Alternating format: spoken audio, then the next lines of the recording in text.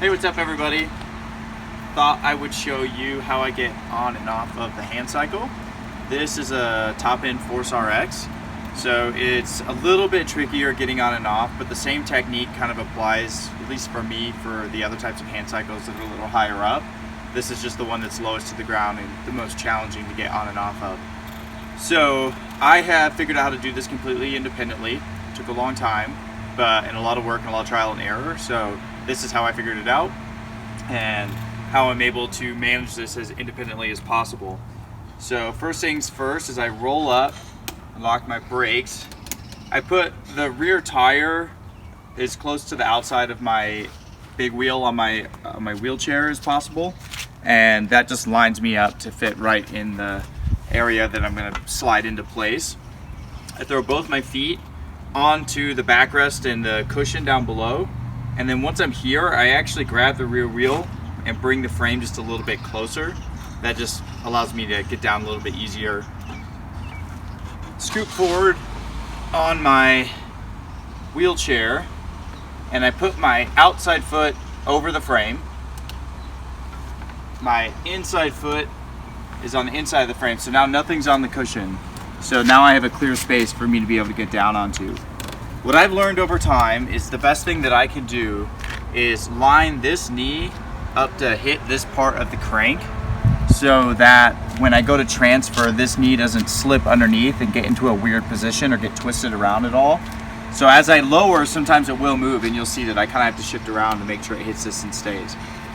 From here, what I do is I put my left hand on the bottom bracket of the frame, and that allows me to be able to lean forward and be stable. I put my right hand on the backrest, and you can see at this point my left knee is now hitting the crank, so it's not going to go anywhere. So while I'm here, with my hand being on the backrest, I kind of use my elbow on it as well, and that stabilizes me. So you can see where I'm putting my elbow to where I can go down pretty smoothly and get into place. Before I move my butt any further than this, it's important to move my feet forward a little so that I have that space and I'm not bending my knees in any weird ways. That was the main thing when I started doing this, was I kept getting my legs tangled up and bending my knees in ways that if I could feel the pain, I'm sure it didn't feel very good. Lock that parking brake a little bit more so this doesn't slide around too much while I'm doing it. When I'm wearing cycling shorts, the spandex is actually pretty slippery, so it's easy for me to slip down into place and get positioned before I put my legs up.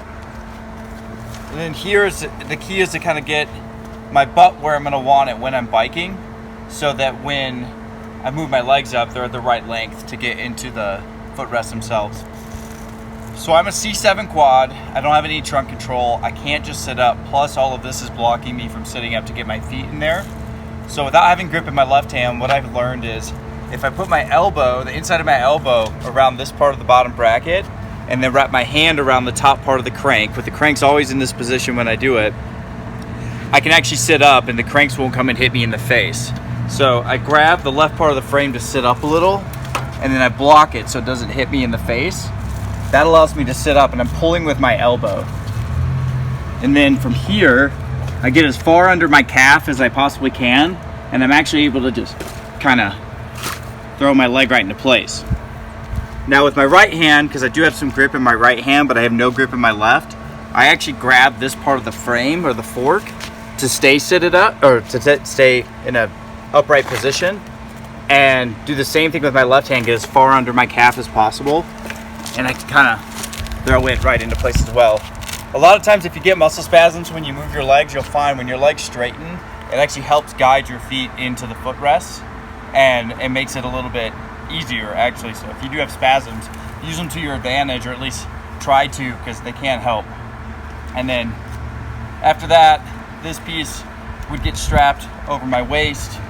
Just to give you an idea of how I set everything up, I have this small fanny pack. This has catheters and a little bit of food, bike tool, that kind of thing, just a multi-tool in case I have to fix anything here. And I actually just clip this around the fork in the frame, and I just rest that on the left side It's out of the way of the cranks, out of the way of the chain, very easy for me to get to, and that way anything I need for food or going to the bathroom, I have access to that, and then without having to get up and take my legs out of the leg rest or anything like that. Camelback on the back of this, I just bring the hose over my chest, really just sits right there, and then whenever I need water, it's just a quick sip, and it's pretty easy. There's also spare tube, pumps, CO2 cartridges, all of that in this bag. If I get a flat, I'm gonna have to get off this bike anyway, so I just put all that stuff back here because I don't need it unless I need it, and then I just have to get off either way that happens. So other than that, I have one quad grip here because I don't have grip in my left hand, and so with the quad wraps, that makes it pretty comfortable. If you haven't heard of quad grips, check them out. It's quadgrips.com, I believe. But your hand just slips in between. These two pins on each side is what makes it where you pull with your wrist. The challenge with no grip is pulling. Pushing's easy, pulling's really hard. So now I'm able to pull. And then yeah, from there I set my bike computer set up here. I can see how fast I'm going, and I have this mirror that I found on Amazon that allows me to see what's going on behind me. Because on this type of hand cycle, you just really can't look over your shoulders when you're making turns to see if there's any cars or other bikers on the trail or whatever you need to worry about. So as far as getting off, it's very similar to the process of getting on, but a little bit different. So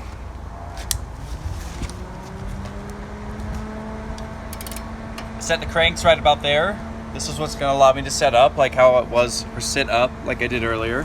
So I get my elbow in and then lock it with my hand, and then again using my spasms a little bit when they do trigger to be able to get my foot out of there. And then I sit up on the backrest a little bit. The chair gets positioned in about the same spot as it was for me getting on. Maybe a touch further forward towards the front, but it's about the same. Bring this leg up. Sometimes it helps to scoot the chair a little bit away from the trike just while you're setting up.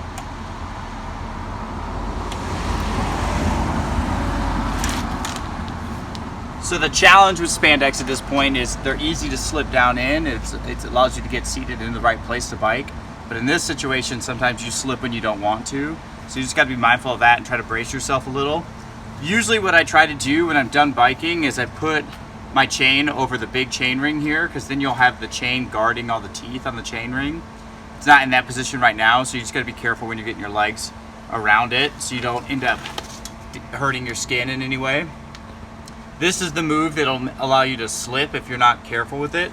So I get my foot up here, and then I grab my shin and bring it in as tight as I possibly can and bring my foot to this side. And then from here, it's basically a floor transfer, which if you go to some of my other videos, you'll see how I do floor transfers, and this has helped me out a ton. Learning that technique, I applied to so many other areas of my life. So I get here, I use my fist on the backrest, and then with leaning forward, I'm able to bump up onto the chair a little bit, and the rest of the way, scoot on a little bit, put my hand back onto the fork on the bottom bracket. Now I'm stable and I can sit up, move away from the trike, and throw my legs back on. So that's my process for getting on and off. I know we're all different levels of injuries, and we all do things a little bit different. So hopefully within that, if you're trying to find the solution that works for you, you can at least get some ideas and brainstorm how you can best get yourself on and off of your hand cycle as independently as possible. And if you gotta ask for help, that's awesome too. So no big deal there. So anyway, thanks for watching. Hopefully that helps in some way. Cheers, everybody.